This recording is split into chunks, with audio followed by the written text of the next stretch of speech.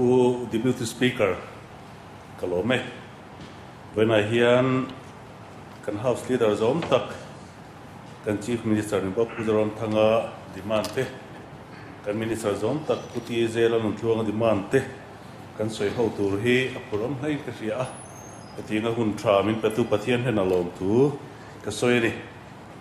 who Deputy Speaker soi tur tam don maya kan soi vek seng lovanga kan han soi ngal zum zum mai nga demand number somli pangana Public Works PWD Department chung chang han soi hasak ber kadua hey COVID-19 in mason na tho ko sang min ti buaya ni kum lam te po kan ria ma se chu ti chuk chung chuan kan step PWD te hi kai to pinon tanga kan kong te min en kol saka tin Central Sarkar te World Bank te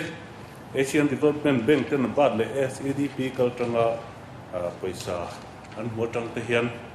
ei kong thing tang lam kal po na somriat pani lai mai siam thatani ti te kha kan governor speech ha po kan huwa an na tho achuan oma kan kong pui kan fethawa azawai chon vai le kata siam that thai ani lowa kum kalta te ni kum hasalam te kan thir chuan ma kan so no ni go Deputy Speaker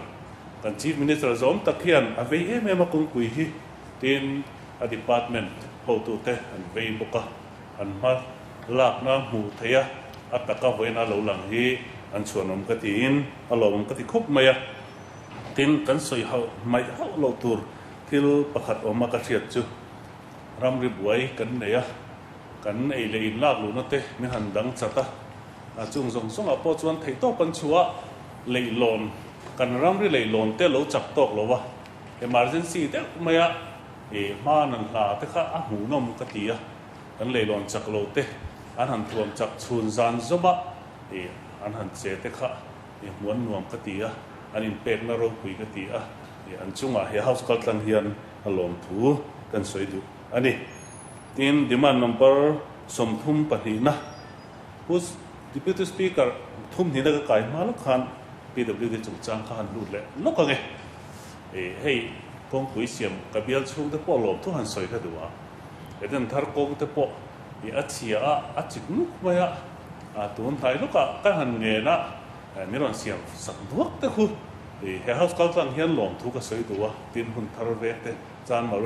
ka bial kong sang na chelai te hinan thum sakhi he house kal tlang hian lom thu soi lo thai nin ka shelo ka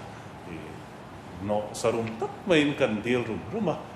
chu chu o Deputy Speaker lom thu kan soi ani demand number somthum panina horticulture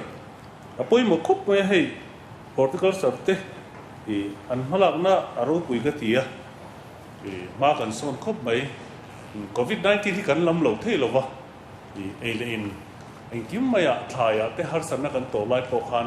an ni kal tang hian thai thar tha tur amin han lui thei te kha an chuanom ka tia an halak na a fakom khop maya an chunga lom thu kan soi duwa tin ma son na kha to mo to te po kan governor speech te kha na lo langa quintal sang thum som vel thar chuania cheng luai zani somli point pariat a bial khalani te kha alom ka tia ma son na ni to mo to te hi thei a rise ne ma ei tu rise la ri a kanin to del chhozel donin ka ria tin ji room te po kha kan thar chualo punga aman nan han chut khanin cheng luai zathum somthum pathum point pani bial man hu kan governor speech te po khana lo langa alom khop mai ti te kan soi duwa tin dragon fruit te po nuai zathum chuang man hu kha sal chuania ma kan son khop mai tin sial thum te po a chin tu ten matric ton singa sang thum zakwa somret palai pali singa sang thum zakwa somret pali an thar chuak ania kan governor speech khan chiang takin ron langa ma kan son khop mai ser thum te a sel le ma thei ei kan in zir tir tamanga ya eng kan han thar chuak te hi alomong khop mai chu mai lo ni lo wa kha mizo mar ta pui thar chuak ten pu thur bai te kha hi alomong khop mai kha na ther district thing sai kho wam chu mo ta po quintal zanga vel bai se ni ta kha alomong khop mai kan mizo thai ngei thar chuak khát thì khopa mà anh son te khá lộc cũng khát thì tin hen horticulture lang hiền cả bial chung ngã po hey MLA te khá miron du saka pipe te kan han deal nok nok pipe hi tui lang na tur thai thar don chon tui lang na tur kan mo khát tiang te khá mi han ruam han sak te khá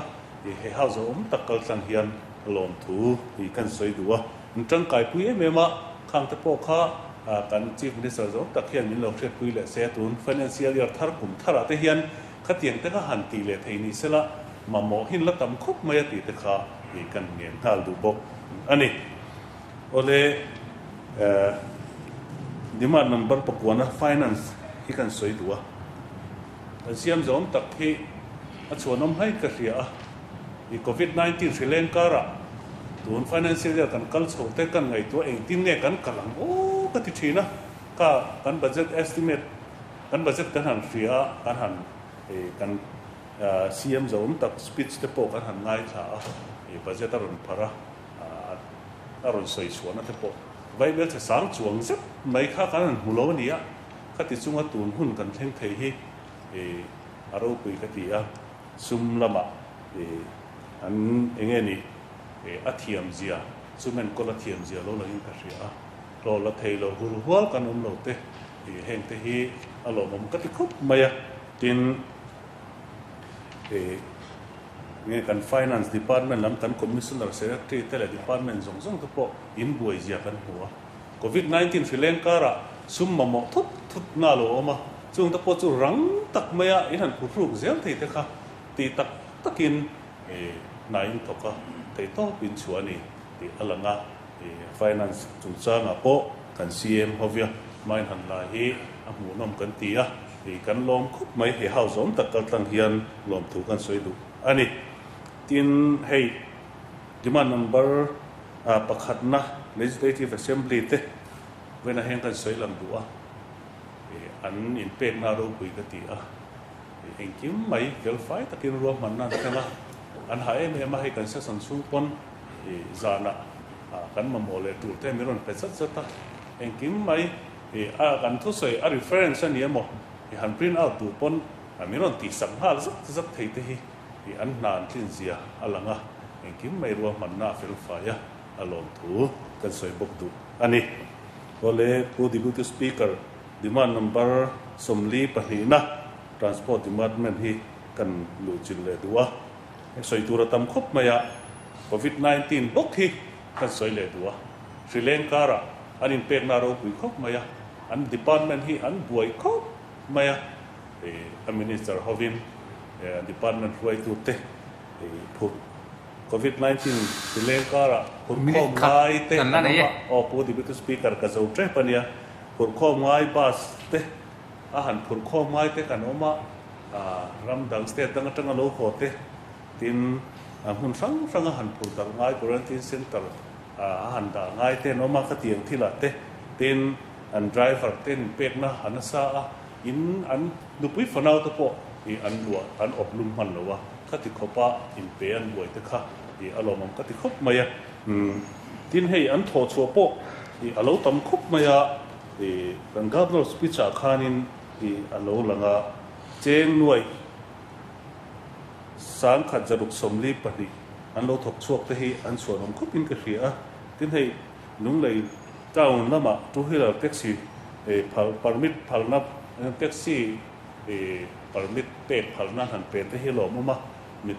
tunlai chuan sarkar na kanin dai to lo wa mitam tak tan ei zon nan siama tin tun hai lo ka two wheeler taxi han pe chuak le te po hi alomam khop mai pu deputy speaker kalom khop mai a to bera chon kan ti to mai nge multi level parking and multi-purpose hall government mizo high school miron siam saka ka bial chunga son pu deputy speaker he house on takal tlang hian lom tu kan soi du ni so lai chan mari so kan ma mo em em thil ti kho ma tam ve sia parking tra kan ma mo heng miron siam sak hi he house on takal tlang hian lom tu kan soi mon mol ani kan chief minister zon tak demand le pu pj lalun tu kan minister zon tak demand te hi karon tho pa hi pas pui nge yang ti in karon soi ni kalome ole